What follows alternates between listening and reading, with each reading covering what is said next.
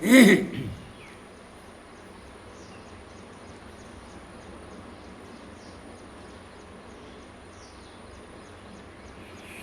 के पाप नाशक एवं पवित्र चरित्र का वर्णन है। शुक्ला का रानी सुदेवा की महिमा बताते हुए एक सूकर और सूकरी का उपाख्यान सुनाना सूकरी द्वारा अपने पति के पूर्व जन्म का वर्णन सुना रहा हूँ। भूमिखंड पद्म पुराण का। सखियों ने पूछा, महाभागे ये रानी सुदेवा कौन थी, उनका आचार विचार कैसा था, यह हमें बताओ। शुक्ला बोली, सखियों, पहले की बात है, अयोध्यापुरी में मनुपुत्र महाराज इक्ष्वाकु राज्य करते थे। वह धर्म के तत्वज्ञ, परम सौभाग्यशाली, सब धर्मों के अनुष्ठान में रत, सर्वज्ञ और देवता तथा ब्राह्मणों के पुजारी थे। काशी के राजा बीरवर महात्मा देवराज की सदाचार परायणा कन्या सुदेवा के साथ उन्होंने विवाह किया था। सुदेवा सत्यव्रत के पालन में तत्पर रहती थी। पुण्यात्मा राजा इक्ष्वाकु उनके साथ अनेक प्रकार के उत्तम पुण्य और यज्ञ किया करते थे।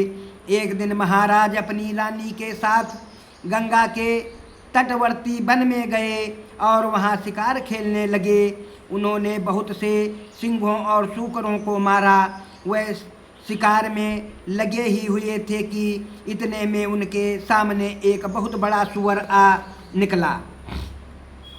उसके साथ झुंड के झुंड सूअर थे। वह अपने पुत्र पौत्रों से घिरा था।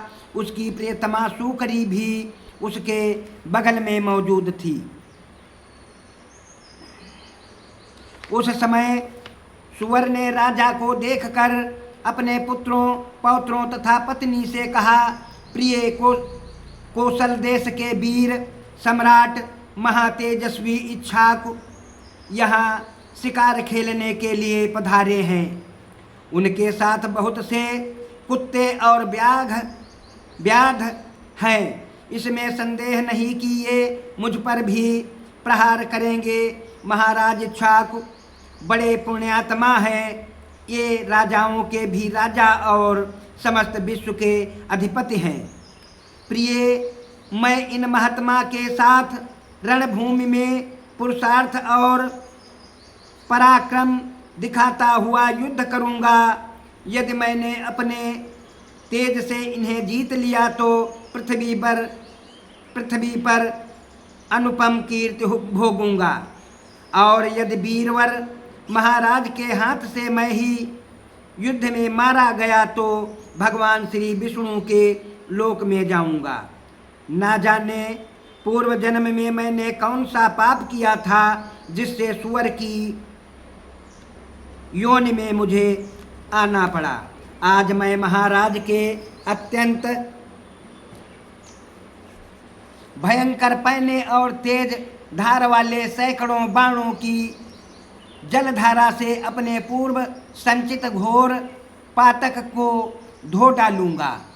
तुम मेरा मोह छोड़ दो और इन पुत्रों, पौत्रों तथा श्रेष्ठ कन्या को और बाल वृद्ध सहित समूचे कुटुंब को साथ लेकर पर्वत की कंदरा में चली जाओ। इस समय मेरा स्नेह त्याग कर इन बालकों की रक्षा करो। सूकरी बोली, नाथ, मेरे बच्चे तुम्हारे ही बल से पर्वत पर गर्जना करते हुए विचरते हैं। तुम्हारे तेज से ही निर्भय होकर यहाँ कोमल मूल फलों का आहार करते हैं। महाभाग बीहड़ वनों में, झाड़ियों में, पर्वतों पर और गुफाओं में तथा यहाँ भी जो ये सिंहों और मनुष्यों के तीव्र भय की परवाह नहीं करते, उसका यही कारण है कि ये तुम्हारे तेज से सुरक्षित हैं। तुम्हारे त्याग देने पर मेरे सभी बच्चे दीन, असहाय और अचेत हो जाएंगे। तुमसे अलग रहने में मेरी भी शोभा नहीं है। उत्तम सोने के बने हुए दिव्य आभूषणों, रत्नमय उपकरणों तथा सुंदर वस्त्रों से विभूषित होकर और पिता, माता, भाई, सास, ससुर तथा अन्य संबंधियों से आदर पाकर भी पतिहीना स्त्री शोभा नहीं पाती है। जैसे आचार के बिना मनुष्य, ज्ञान के बिना सन्यासी तथा गुप्त मंत्रणा के बिना राज्य की शोभा नहीं होती, उसी प्रकार तुम्हारे बिना इस यूथ की शोभा नहीं हो सकती। प्रिय प्राणेश्वर, तुम्हारे बिना मैं अपने प्राण नहीं रख सकती। महामते, मैं सच कहती हूँ, तुम्हारे साथ यदि मुझे नरक में भी निवास करना पड़े तो उसे सहर्ष स्वीकार करूँगी। यूथपते, हम दोनों ही अपने पुत्र पौत्रों सहित इस उत्तम यूथ को लेकर किसी पर्वत की दुर्गम कंदरा में घुस जाएं, यही अच्छा है। तुम जीवन की आशा छोड़कर मरने के लिए जा रहे हो। बताओ, इसमें तुम्हें क्या लाभ दिखाई देता है? सुअर बोला, प्रिय, तुम वीरों के उत्तम धर्म को नहीं जानती। सुनो, मैं इस समय तुम्हें वही बताता हूँ। यदि योद्धा शत्रु के प्रार्थना करने या ललकारने पर भी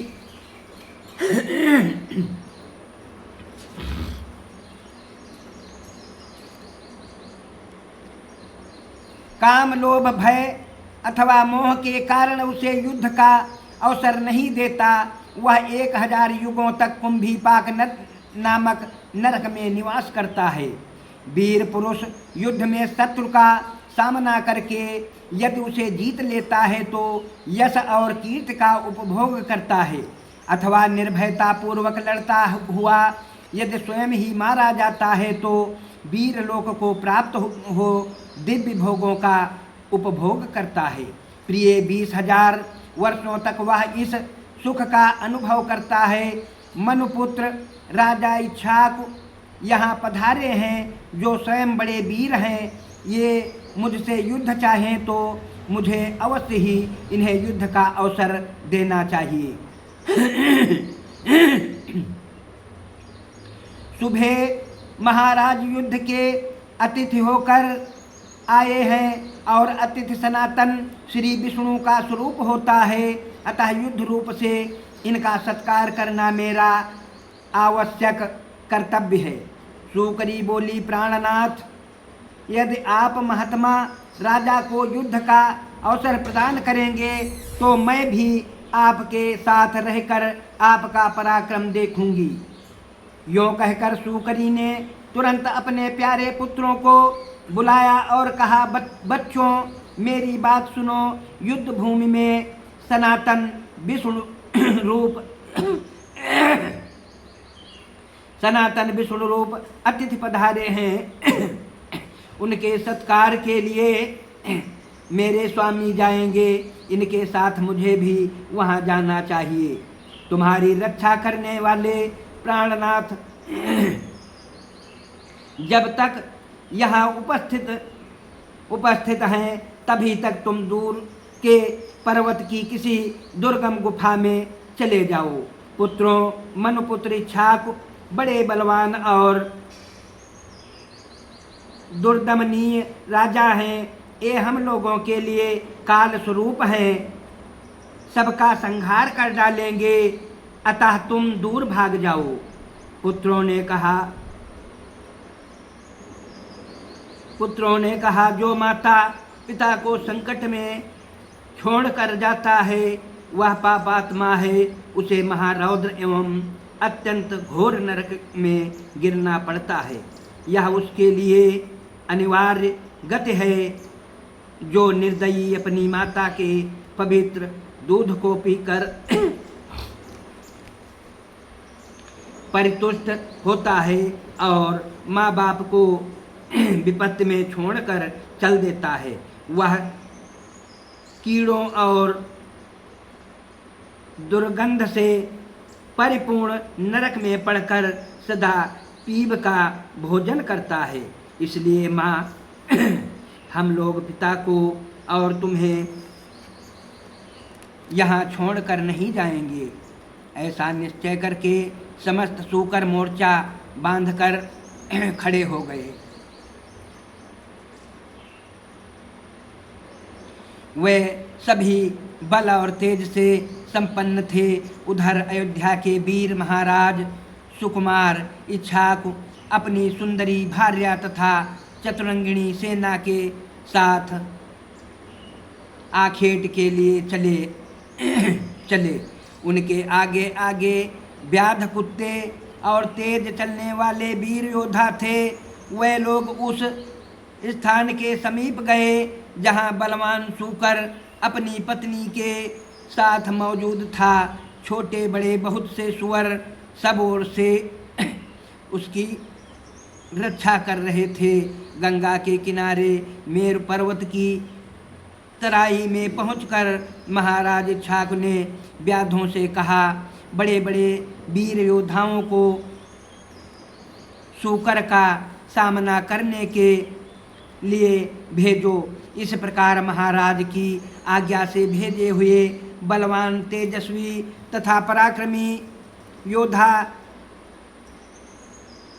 हाका डालते हुए दौड़े और वायु के समान वेग से चलकर तत्काल सूकर के पास आ पहुँचे। वनचारी व्याध अपने तीखे बाणों तथा चमचमाते हुए नाना प्रकार के अस्त्र शस्त्रों से वीरों का बाना बांधकर खड़े हुए और उस बराह को बींधने लगे। यह देख वह यूथपति बराह अपने सैकड़ों पुत्र पौत्र तथा बांधवों के साथ युद्ध के मैदान में आ धमका और शत्रुओं पर टूट पड़ा। वह बड़े वेग से उनका संहार करने लगा। व्याध उसकी पैनी दाढ़ों से घायल होकर समरभूमि में गिरने लगे। तदनंतर सूकरों और व्याधों में भयानक संग्राम आरंभ हुआ। वह क्रोध से लाल आंखें किए एक दूसरे को मारने लगे। व्याधों ने बहुतेरे सूकरों को और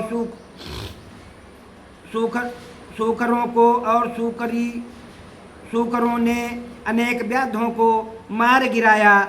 वहाँ की जमीन खून से रंग गई।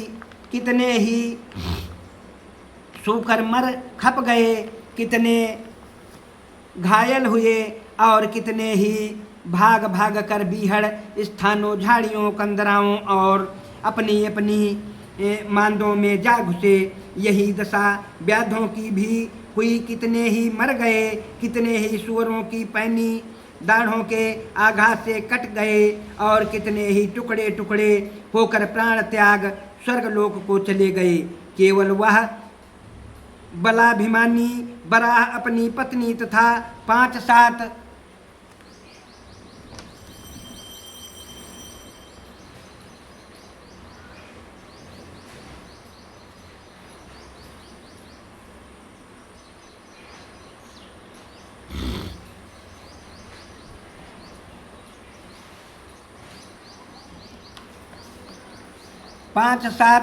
पुत्र पौत्रों के साथ युद्ध की इच्छा से मैदान में डटा रहा।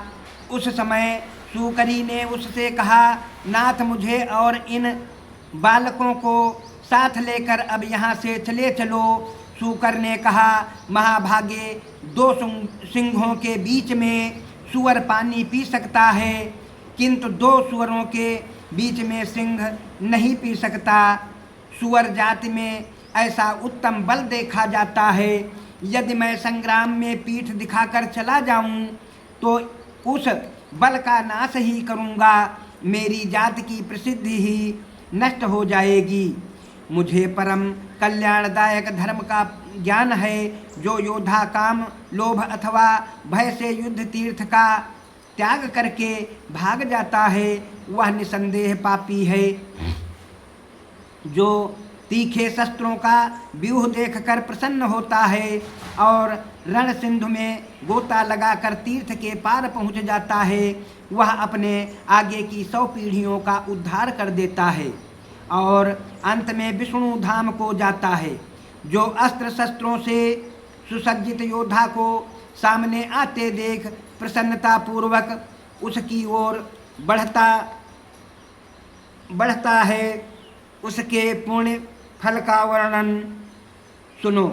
उसे पग पग पर गंगा स्नान का महान फल प्राप्त होता है। जो काम या लोभ बस युद्ध से भागकर घर को चला जाता है वह अपनी माता के दोष को प्रकाशित करता है और व्यभिचार से उत्पन्न कहलाता है। मैं इस वीर धर्म को जानता हूँ, अतः युद्ध छोड़कर भाग कैसे सकता हूँ। तुम बच्चों को लेकर यहाँ से चली जाओ और सुखपूर्वक जीवन व्यतीत करो। पति की बात सुनकर सूकरी बोली, प्रिय, मैं तुम्हारे स्नेह बंधन में बंधी हूँ। तुमने प्रेम, आदर, हास, परिहास तथा रति कीड़ा आदि के द्वारा मेरे मन को बांध लिया है, अतः मैं पुत्रों के साथ तुम्हारे सामने प्राण त्याग करूंगी। इस तरह बातचीत करके एक दूसरे का हित चाहने वाले दोनों पति पत्नी ने युद्ध का ही निश्चय किया। कौशल सम्राट इक्ष्वाकु ने देखा, वर्षा के समय आकाश में मेघ जिस प्रकार बिजली की चमक के साथ गरजते हैं, उसी तरह अपनी पत्नी के साथ सूकर भी गर्जना करता है और अपने खुरों के अग्रभाग से मानो महाराज को युद्ध के लिए ललकार रहा है। अपनी दुर्धर सेना को उस दुर्धर्ष बाराह के द्वारा परास्त होते देख राजा इक्ष्वाकु को बड़ा क्रोध हुआ। उन्होंने धनुष और काल के समान भयंकर बाण लेकर अश्व के द्वारा बड़े वेग से सूकर पर आक्रमण किया। उन्हें आते देख सुअर भी आगे बढ़ा। वह घोड़े के पैरों के नीचे आ गया। इतने में ही राजा ने उसे अपनी तीखे बाण का निशाना बनाया। सुअर घायल होकर बड़े वेग से उछला और घोड़े सहित राजा को लांघ गया। उसने अपनी दाढ़ों से मारकर घोड़े के पैरों में घाव कर दिया। इससे उसको बड़ी पीड़ा हो रही थी, उससे चला नहीं जाता था। अंत तो गत्वा वह पृथ्वी पर गिर पड़ा। तब राजा एक छोटे से रथ पर सवार हो गए। यूथपति सुअर अपनी जात के स्वभावानुसार रणभूमि में भयंकर गर्जना कर रहा था। इतने में ही कौशल सम्राट ने उसके ऊपर गदा से प्रहार किया। गदा का आघात पाकर उसने शरीर त्याग दिया और भगवान श्री विष्णु के श्रेष्ठ धाम में प्रवेश किया। इस प्रकार महाराज इक्ष्वाकु के साथ युद्ध करके वह सूकर राज हवा के वेग से उखड़कर गिरे हुए वृक्ष की भांति पृथ्वी पर गिर पड़ा। उस समय देवता उसके ऊपर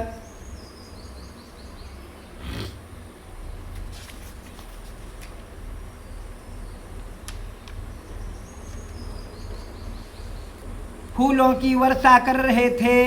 तदनंतर वह समस्त सूर, क्रूर और भयंकर व्याध हाथों में पास लिए उस सूकरी की ओर चले। सूकरी अपने 4 बच्चों को घेर कर खड़ी थी। उस महासमर में कुटुंब सहित अपने पति को मारा गया देख वह शोक से मोहित होकर पुत्रों से बोली, बच्चों, जब तक मैं यहाँ खड़ी हूँ तब तक शीघ्र गति से अनियंत्र भाग जाओ। यह सुनकर उनमें से ज्येष्ठ पुत्र ने कहा, मैं जीवन के लोभ से अपनी माता को संकट में छोड़कर चला जाऊं, यह कैसे हो सकता है। माँ, यदि मैं ऐसा करूं तो मेरे जीवन को धिक्कार है। मैं अपने पिता के बैर का बदला लूँगा, युद्ध में शत्रु को परास्त करूँगा। तुम मेरे 3 छोटे भाइयों को लेकर पर्वत की कंदरा में चली जाओ।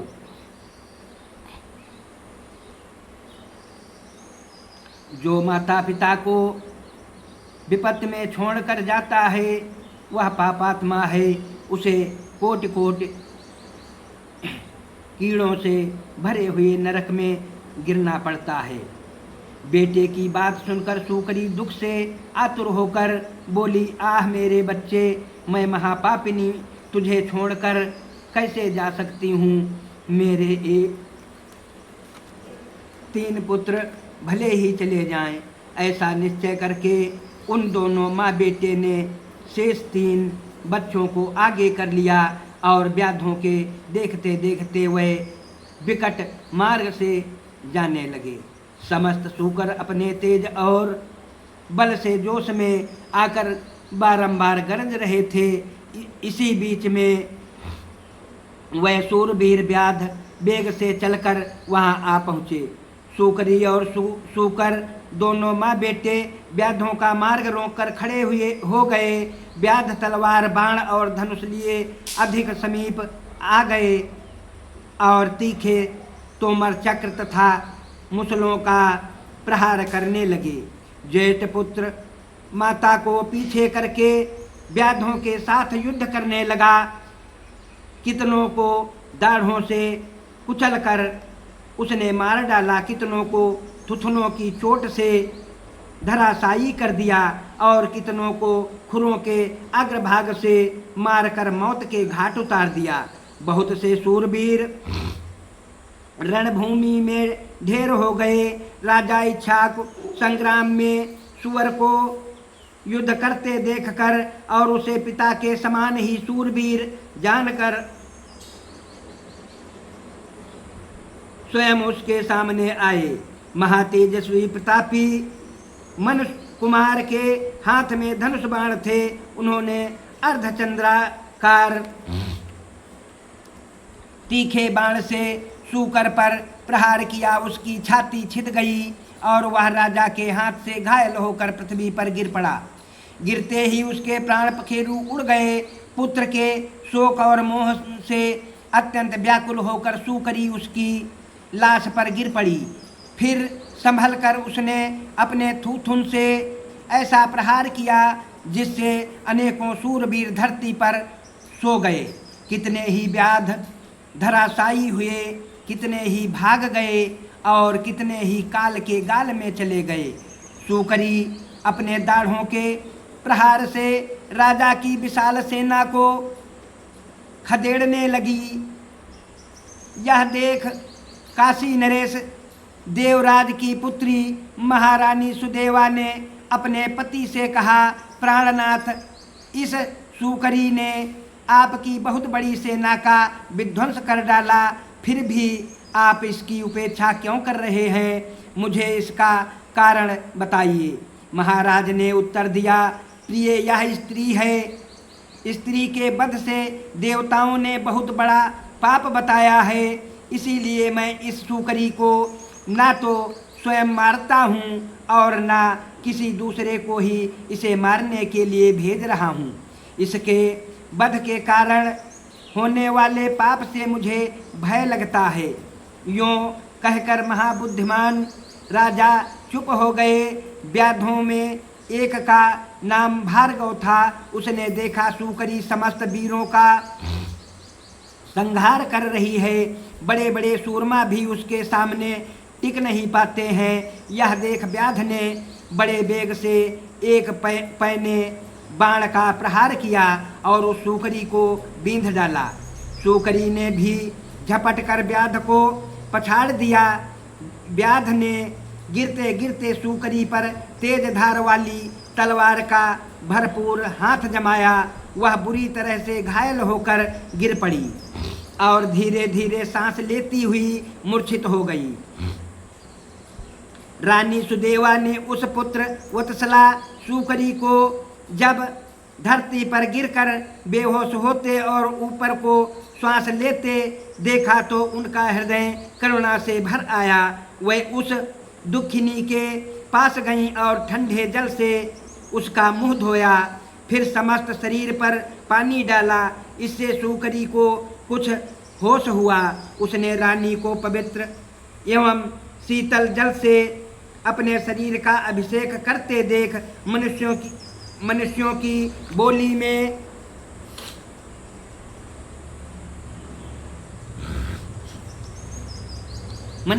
बोली में कहा, देव तुमने मेरा अभिषेक किया है, इसलिए तुम्हारा कल्याण हो। तुम्हारे दर्शन और स्पर्श से आज मेरी पाप राशि नष्ट हो गई।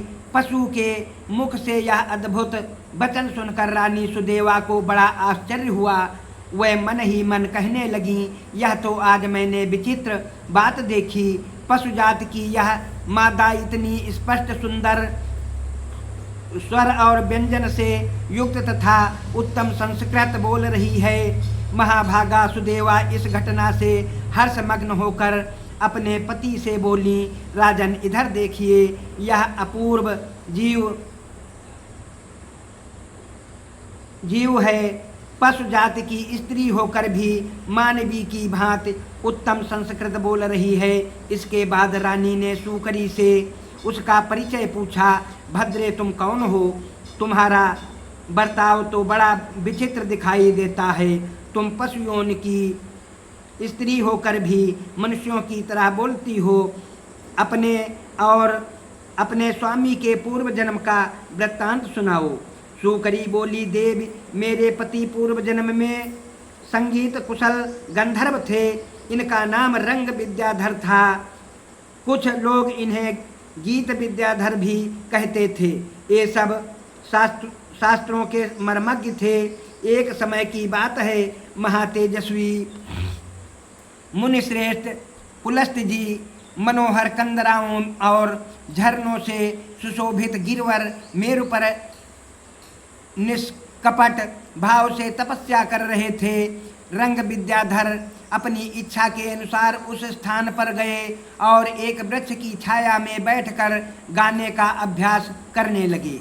उनका मधुर संगीत सुनकर मुनि का चित्त ध्यान से विचलित हो गया।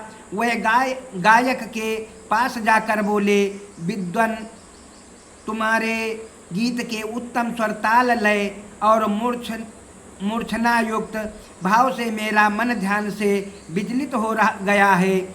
जब मन निश्चल होता है तभी समस्त विद्याएं प्राणियों को सिद्धि प्रदान करती हैं। मन एकाग्र होने पर ही तप और मंत्रों की सिद्धि होती है। इंद्रियों का यह महान समुदाय अधम और चंचल है। यह मन को ध्यान से हटाकर सदा विषयों की ओर ही ले जाता है। इसलिए जहाँ शब्द रूप तथा युति स्त्री का अभाव होता है, वहीं मुनि लोग अपने तप की सिद्धि के लिए जाया करते हैं।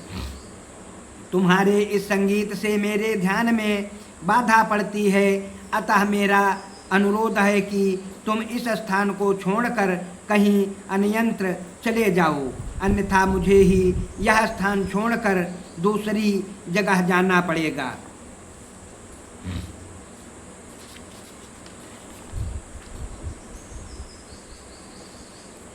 गीत विद्याधर ने कहा, महामते, महात्मा ने, जिस महात्मा ने इंद्रियों के समुदाय तथा उसके बल को जीत लिया है, उसी को तपस्वी, योगी, धीर और साधक कहते हैं। आप जितेंद्रीय नहीं हैं, इसीलिए तेज से हीन हैं। ब्राह्मण, यह वन सबके लिए साधारण है। इस पर सबका समान अधिकार है। इसमें कोई नच नहीं हो सकता। जैसे इसके ऊपर देवताओं और संपूर्ण जीवों का अस्तित्व है, उसी प्रकार मेरा और आपका भी है।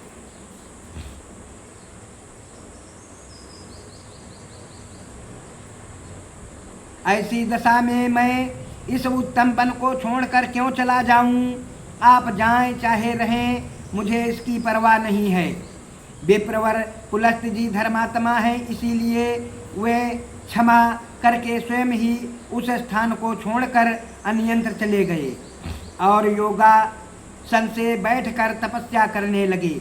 महाभाग मुनि श्रेष्ठ पुलस्त के चले जाने पर दीर्घ काल के पश्चात गंधर्व को पुनः उनका स्मरण हो आया।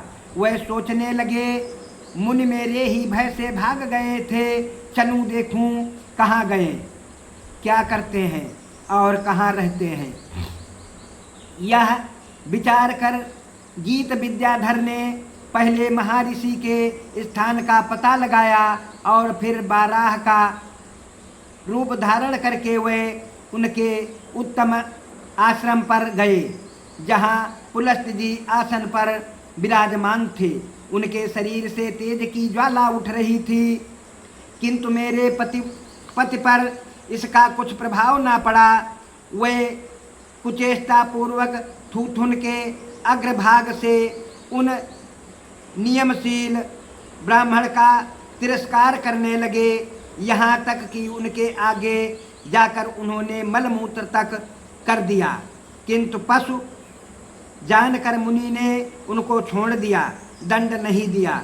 मुनि की इस क्षमा का मेरे पति पर उल्टा ही असर हुआ, उनकी उद्दंडता और भी बढ़ गई। एक दिन सूकर के ही रूप में वह फिर वहाँ गए और बारंबार अट्टहास करने लगे। कभी ठहाका मारकर हंसते, कभी रोते और कभी मधुर स्वर से गीत गाते थे। सुअर की चेष्टा छिपी देखकर मुनि समझ गए कि हो ना हो यह वही नीच गंधर्व है और मुझे ध्यान से विचलित करने की चेष्टा कर रहा है। फिर तो उन्हें बड़ा क्रोध हुआ। वह श्राप देते हुए बोले, ओ महापापी, तू सूकर का रूप धारण करके मुझे इस प्रकार विचलित कर रहा है, इसलिए अब सूकर की ही योनि में जा। देव, यही मेरे पति के सूकर योनि में पड़ने का वृत्तांत है। यह सब मैंने तुम्हें सुना दिया, अब अपना हाल बताती हूँ, सुनो। पूर्व जन्म में मुझ पापिनी ने भी घोर पातक किया है।